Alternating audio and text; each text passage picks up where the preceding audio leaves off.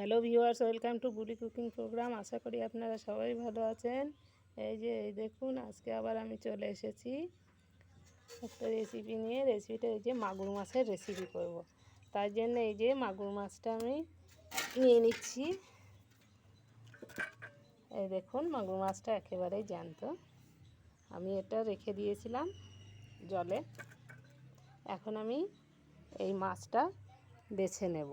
অনেকেই হয়তো এই মাগুর মাছ খেতে চান না, কিন্তু আমি কিভাবে করছি ভিডিওটা না টেনে সম্পূর্ণ দেখতে থাকুন। দেখলে আশা করি ভালো লাগবে। এই মাছ এমন করেই রান্না করতে হবে যে কেউ বুঝতেই পারবে না যে এটা হাইব্রিড মাগুর মাছ। এর কোনো গন্ধও থাকবে না। প্রথমে আমি মাছটা বেছে নেব।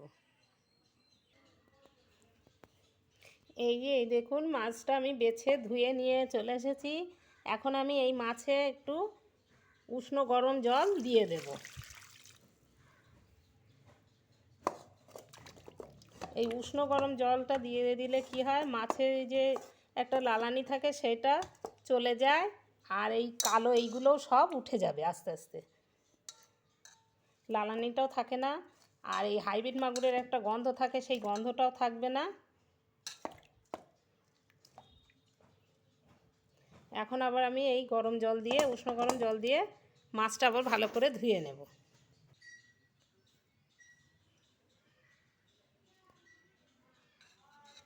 এই দেখুন, মাছে কত লালানি হয়েছে। এই গরম জল দিয়ে একটু মাছটা ধুয়ে নিলে কিন্তু পুরো লালানিটা চলে যায়। এখন আবার আমি এই মাছটা ভালো করে ধুয়ে নেব। দেখুন, জলটা পুরো লালানি।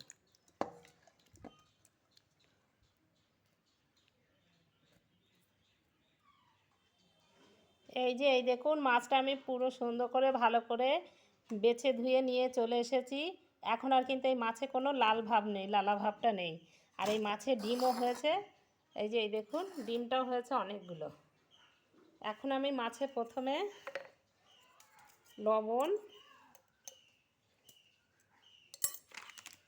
হলুদ,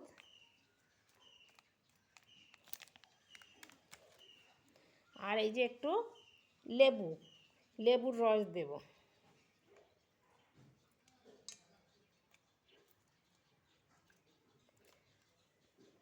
লেবুর রস দিয়ে এগুলো আমি একটু ভালো করে মাছটা মাখিয়ে নেব। এতে একটু আমি সর্ষের তেলও দিয়ে দিচ্ছি।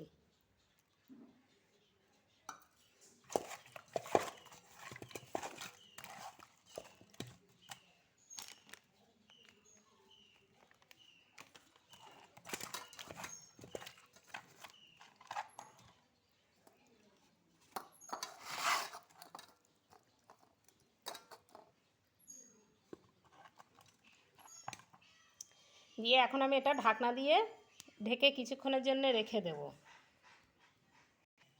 এই যে মাছটা মাখিয়ে ঢাকনা দিয়ে ঢেকে রেখে দিয়েছি। এখন আমি মশলাটা করে নেব। তার জন্য প্রথমে আমি একটু গোটা জিরে দিয়ে দিচ্ছি।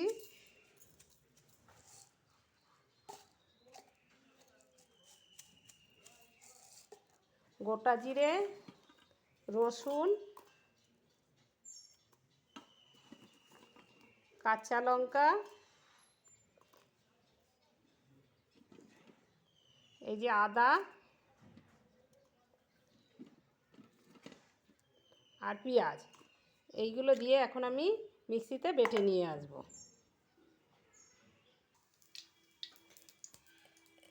এই দেখুন, কড়াইতে আমি তেল দিয়ে দিয়েছি, দুটো তেজপাতাও দিয়ে, তেলটা আমার হয়ে গিয়েছে। এখন আমি এই যে পেঁয়াজটাও দিয়ে দিচ্ছি।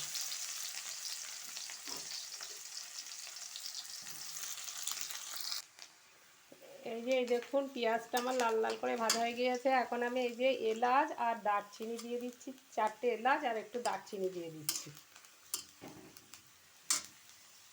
দিয়ে এখন আমি এই যে বাটা মশলাটাও দিয়ে দিচ্ছি। এতে আদা, রসুন, জিরে, পেঁয়াজ, কাঁচা লঙ্কা সবই আছে।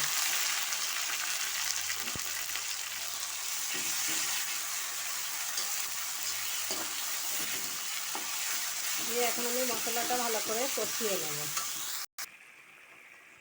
এই যে এই দেখুন মশলাটা আমি একটু কষিয়ে নিয়েছি। কষানোর পরে এখন আমি এই যে টমেটোটা বেটে রেখে দিয়েছিলাম সেই টমেটো বাটাটাও দিয়ে দিচ্ছি।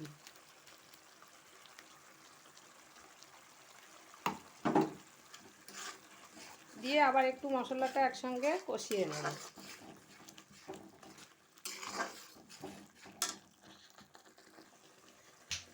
এখন আমি এতে একটু লবণ দিয়ে দিচ্ছি, কারণ মাছ মাখায় আমি একটু লবণ দিয়ে রেখে দিয়েছি, ওই জন্য বেশি লবণ দেবো না, সেই জন্য লবণটা দিয়ে দিলাম। আর এই যে হলুদ গুঁড়ো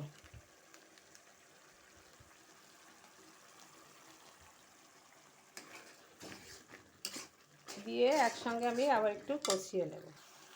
এই যে দেখুন মশলাটা আমার কষানো হয়ে গিয়েছে, মশলা থেকে তেল ছাড়ছে। এখন আমি এতে জিরের গুঁড়ো দিয়ে দিচ্ছি, একটু জিরের গুঁড়ো একটু কম দেবো, কারণ জিরের গুঁড়ো আমি এটি গোটা জিরে বেটে দিয়েছি। আর একটু ধনে গুঁড়ো দিয়ে দিচ্ছি, 2 চামচ ধনে গুঁড়ো, আর 1 চামচ দিয়েছি জিরের গুঁড়ো। দিয়ে আবার একটু মশলাটা নেড়ে নিলাম। নেড়ে নিয়ে এখন আমি এই যে মাছটা মেখে রেখে দিয়েছিলাম, লবণ, হলুদ, লেবু আর একটু সর্ষের তেল দিয়ে এখন আমি এই মাছটা মশলার সঙ্গে কষিয়ে নেব।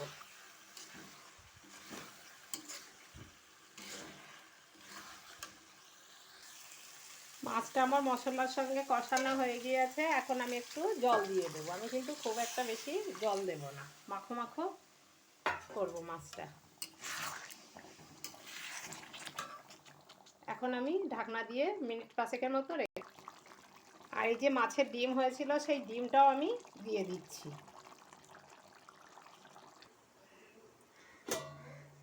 ব্যাস, এই যে এই দেখুন হয়ে গিয়েছে আমার মাগুর মাছের রেসিপি। এই মাগুর মাছটা কিন্তু এইভাবে মাখো মাখো ঝোল রেখে করলে কিন্তু খেতে খুবই ভালো লাগে। আর বোঝাই যাবে না যে এটা মাগুর, হাইব্রিড মাগুর। এই হাইব্রিড মাগুরে যে একটা গন্ধ থাকে সেই গন্ধটাও থাকবে না। আমি যেভাবে বানিয়েছি এইভাবে বানিয়ে করে খেয়ে দেখবেন। আর যারা এতক্ষণ দেখছেন তাদের অশেষ ধন্যবাদ। কেউ যদি নতুন হয়ে থাকেন তাহলে প্লিজ লাইক, শেয়ার, সাবস্ক্রাইব করে আমার পাশে থাকবেন। আর কেমন হয়েছে এই যে হাইব্রিড মাগুরের রেসিপি কমেন্টসে জানাবেন। আপনারা ভালো থাকুন, সুস্থ থাকুন। ওকে, বাই।